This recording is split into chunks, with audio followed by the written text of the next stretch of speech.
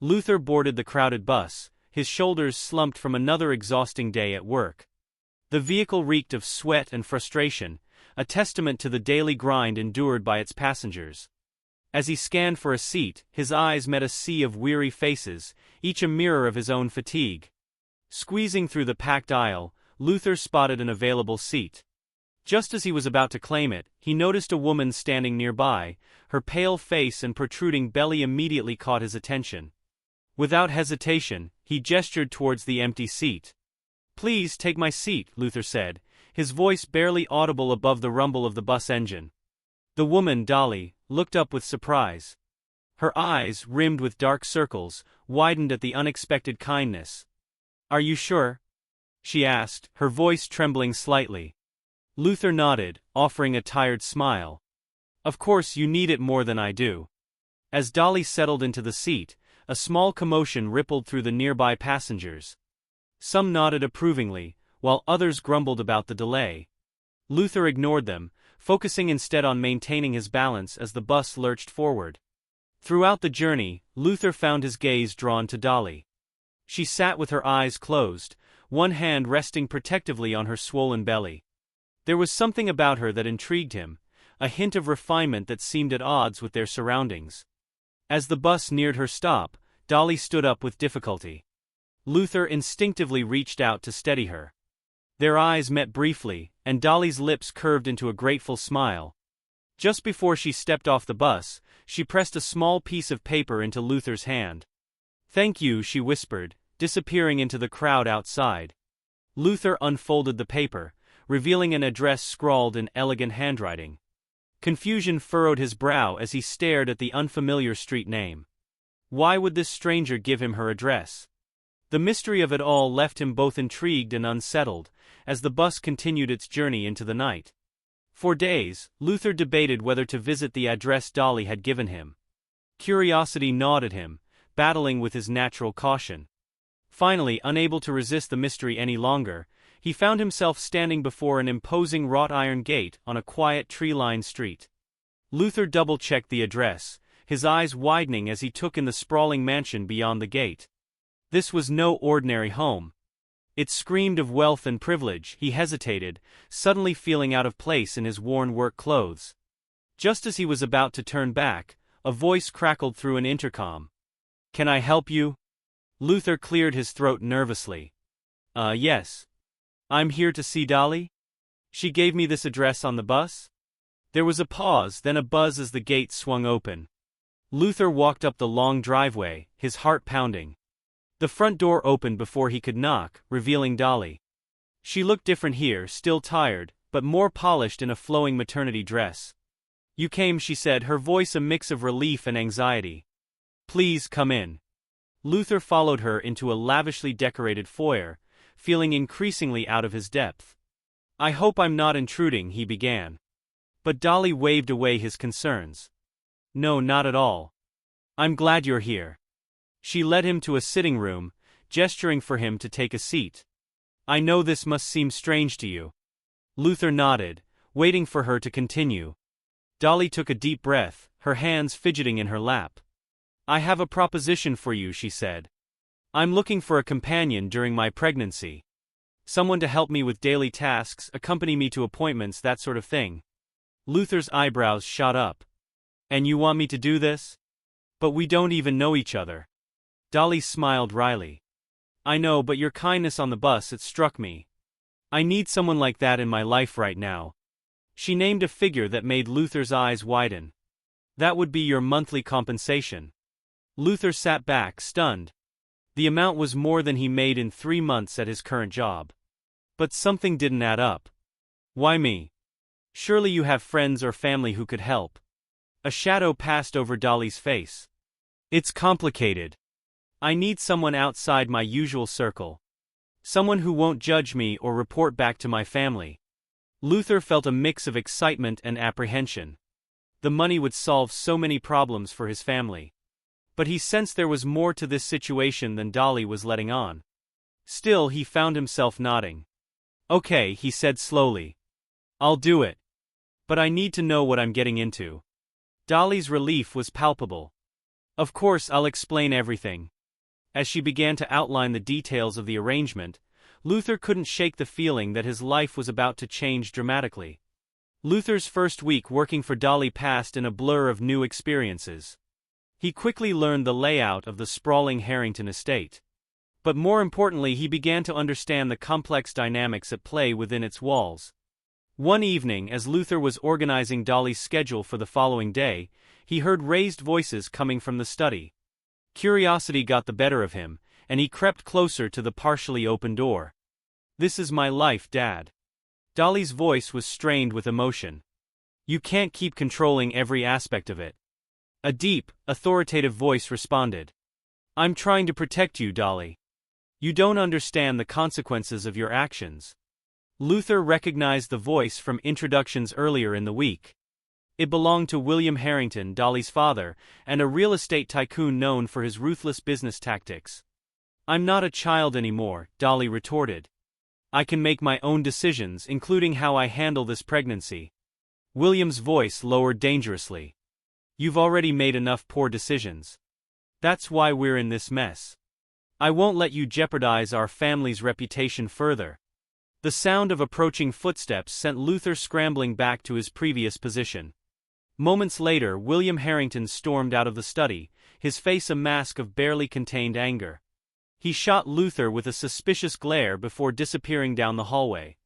Luther hesitated, then knocked gently on the study door. "Dolly, are you all right?" He found her sitting behind a massive oak desk, her face buried in her hands. When she looked up, her eyes were red-rimmed but dry. "I'm sorry you had to hear that," she said, attempting a weak smile. Luther moved closer, concern etched on his face. "Do you want to talk about it?" Dolly sighed, running a hand through her hair. "My father? He thinks he knows what's best for everyone. He can't accept that I want to live my life differently than he planned." "That sounds tough," Luther said, perching on the edge of a nearby chair. "Has it always been like this?" Dolly nodded. "Pretty much, but it's gotten worse since." She trailed off, her hand unconsciously moving to her stomach. Luther felt a surge of protectiveness. "You know, you don't have to face this alone. I'm here to help, remember?" For a moment, Dolly's guard seemed to drop. She looked at Luther with a mixture of gratitude and something else he couldn't quite identify. "Thank you, Luther. You have no idea how much that means to me." As they sat there in the fading light of the study, Luther felt a shift in their relationship. No longer was this just a job. He was becoming invested in Dolly's well-being, in her struggle for independence. And judging by the way she was looking at him, the feeling might be mutual. The moment was broken by the distant sound of a door slamming. Dolly flinched, then straightened her shoulders. "We should probably go over tomorrow's schedule," she said, her businesslike tone returning. Luther nodded, but as they went through the day's plans, he couldn't shake the feeling that he was being drawn into something far more complicated than he had initially bargained for. The question was he ready for whatever challenges lay ahead? As the weeks passed, Luther settled into his role as Dolly's companion and assistant. He found himself juggling a variety of tasks, from helping with household chores to accompanying her on shopping trips for baby essentials. But it was the medical appointments that proved to be the most revealing and sometimes unsettling part of his job. On a crisp autumn morning, Luther drove Dolly to her obstetrician's office for a routine checkup. As they sat in the waiting room, he couldn't help but notice how tense Dolly seemed, her fingers drumming nervously on her knee. "Everything okay?" he asked quietly. Dolly forced a smile. "Just the usual pre-appointment jitters," she said, but Luther sensed there was more to it. Their conversation was cut short as a nurse called Dolly's name. Luther stood to accompany her as he usually did, but Dolly hesitated. "Maybe you should wait here this time," she said, an odd note in her voice. Before Luther could respond, a man's voice cut through the quiet murmur of the waiting room. "Dolly, what a surprise to see you here." Luther turned to see a tall, impeccably dressed man approaching them, his smile wide but not quite reaching his eyes. Dolly's face paled visibly. "Hello, James," she said stiffly. "I didn't expect to run into you." James's gaze flicked to Luther, a hint of curiosity in his expression. "And who's this? New boyfriend already?" Luther felt a flash of anger at the man's tone, but kept his face neutral. "I'm Luther, Dolly's assistant," he said evenly. "Ah, I see," James replied, his smile turning predatory. "Well, isn't that convenient?" Dolly grabbed Luther's arm, her fingers digging in painfully. "We need to go now." As they hurried towards the examination room, Luther heard James call out, "We should catch up soon, Dolly. There's so much to discuss." Once inside the privacy of the exam room, Dolly sagged against the wall, her breathing rapid and shallow. Luther knelt beside her, concern etched on his face. "Who was that guy?" he asked gently.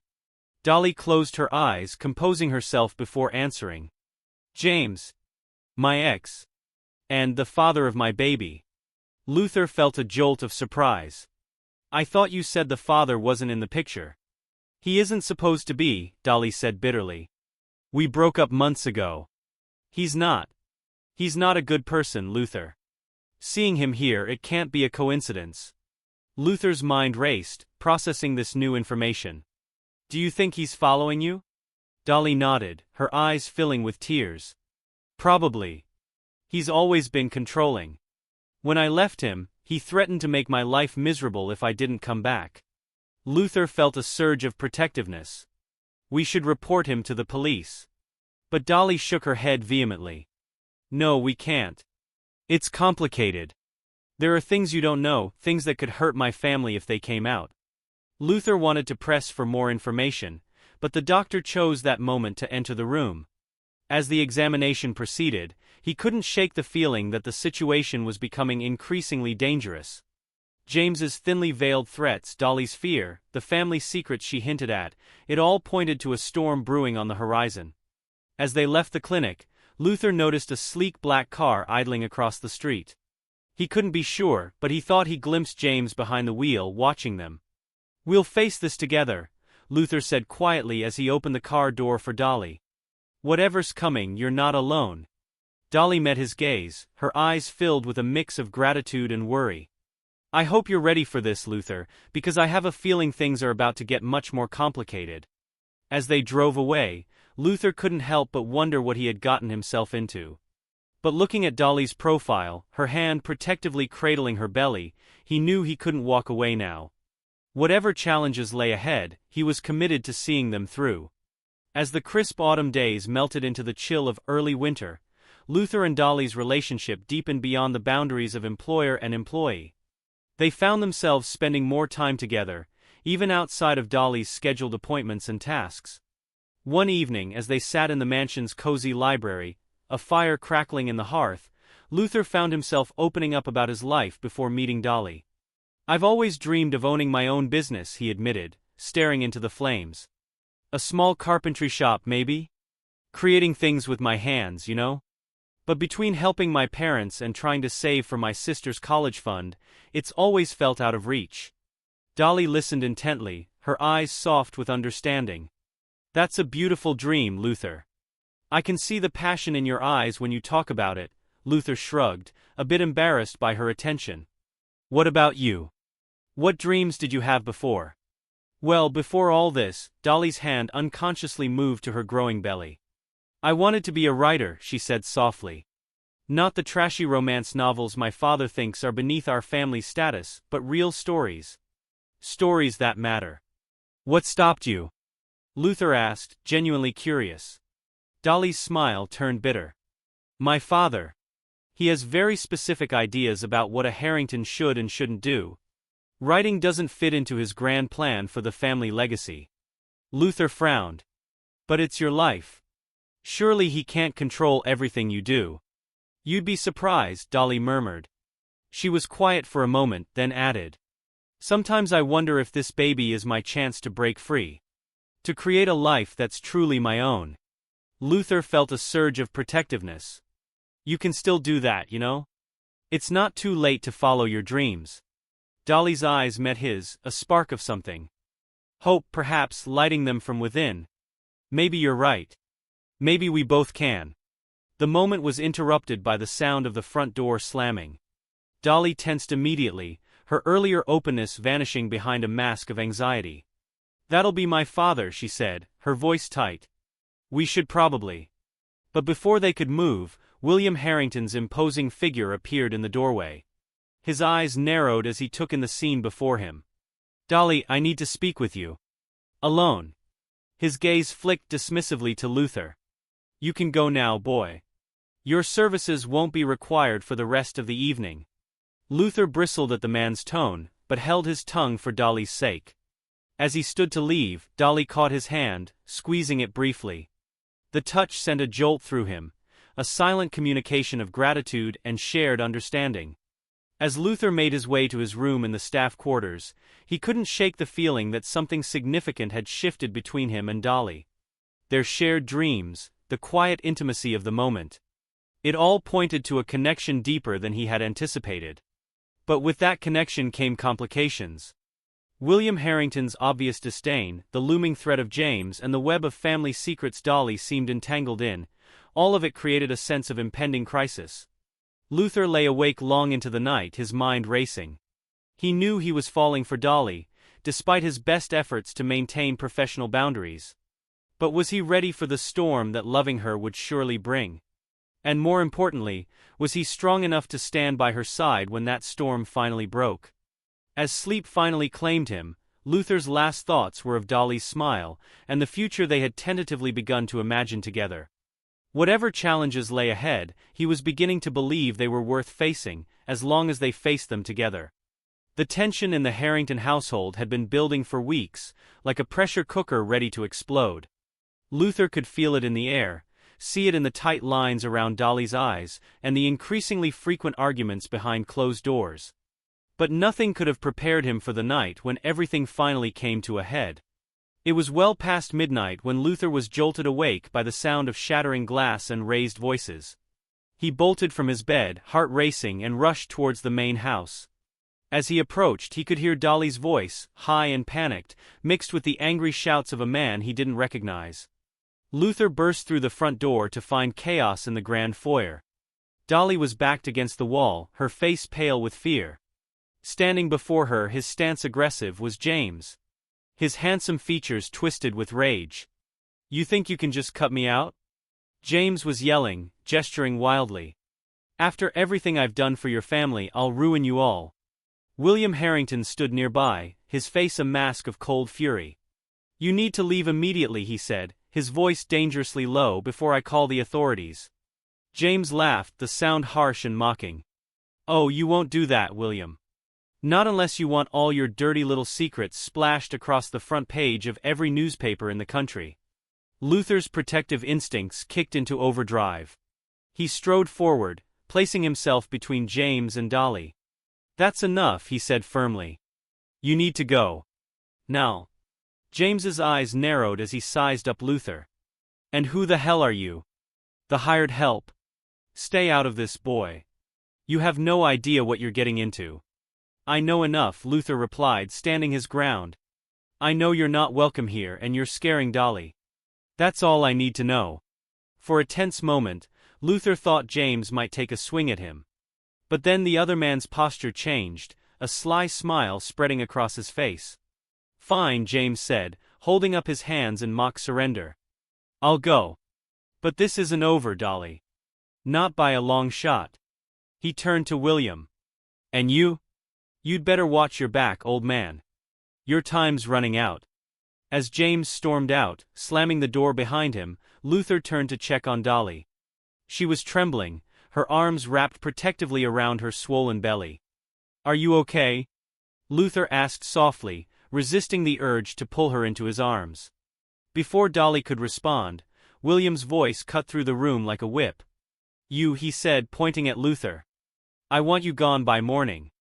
You're fired." "What?" Dolly gasped. "Dad, no. Luther was just trying to help." William's face was like stone. "This is a family matter, Dolly.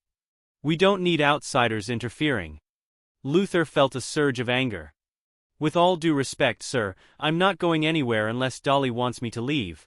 For a long moment, the three of them stood in tense silence. Then Dolly straightened, a new resolve in her eyes.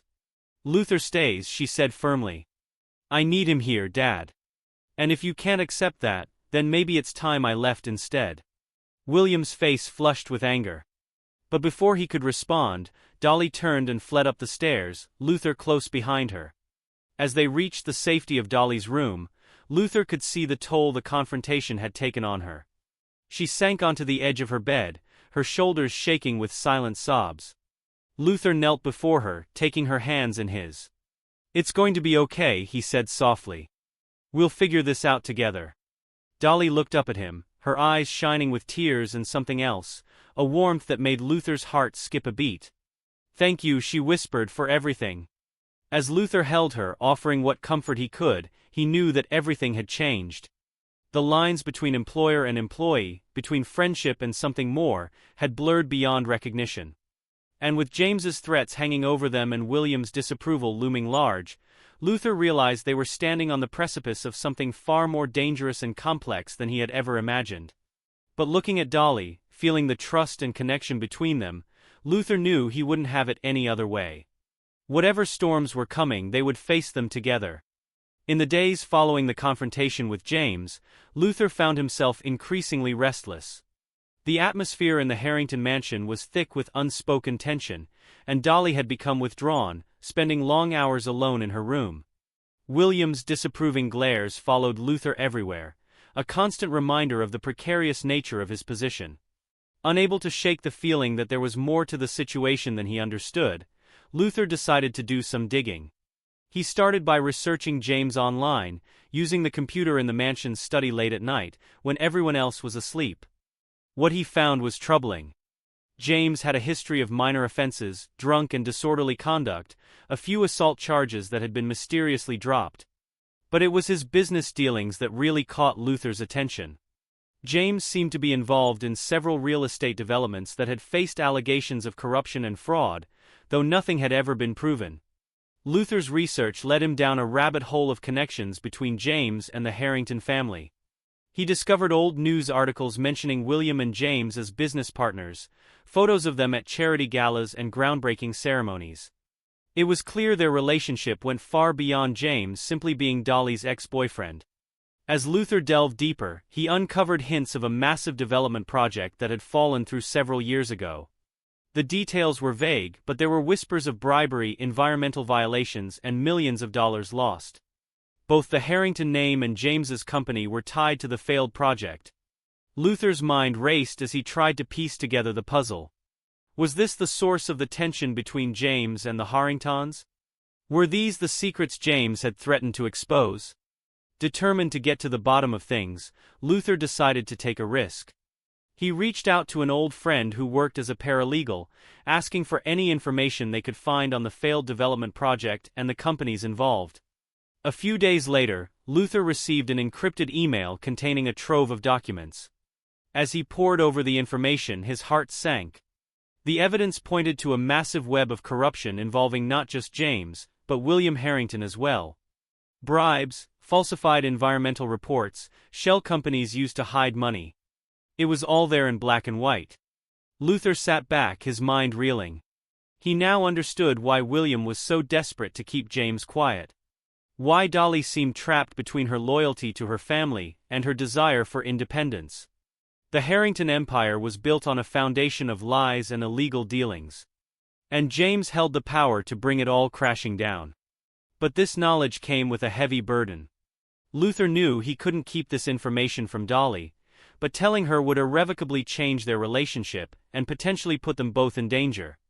James had already shown he was willing to resort to threats and intimidation.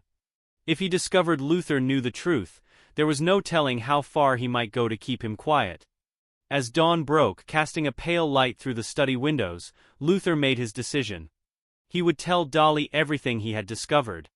She deserved to know the truth about her family, about the father of her child. It was the only way she could make an informed decision about her future and the future of her baby.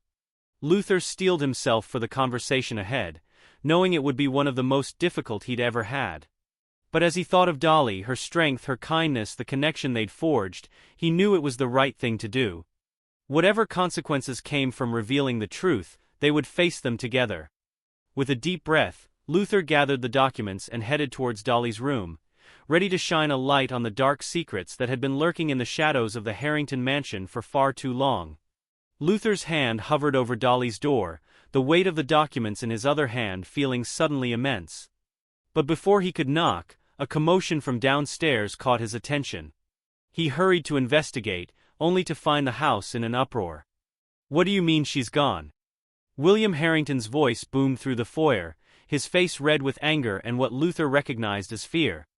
The head of household security, a stoic man named Marcus, stood before William, his usual composure slightly shaken. "Sir, Miss Dolly's room is empty. Her car is gone and so is her passport. We're checking the security footage now, but it appears she left sometime in the early hours of the morning." Luther felt his heart drop. Dolly was gone? Without a word to him? It didn't make sense. William's eyes landed on Luther, narrowing with suspicion. He growled, advancing on Luther. "Did you know about this? Did you help her leave?" Luther held up his hands, shaking his head. "No, sir. I had no idea.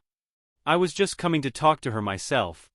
For a moment, it seemed William might lash out physically, but he reined himself in at the last second. "Find her," he snapped at Marcus. "Use whatever resources you need. I want my daughter found and brought home immediately." As the security team dispersed, Luther stood rooted to the spot, his mind racing. Why would Dolly leave so suddenly?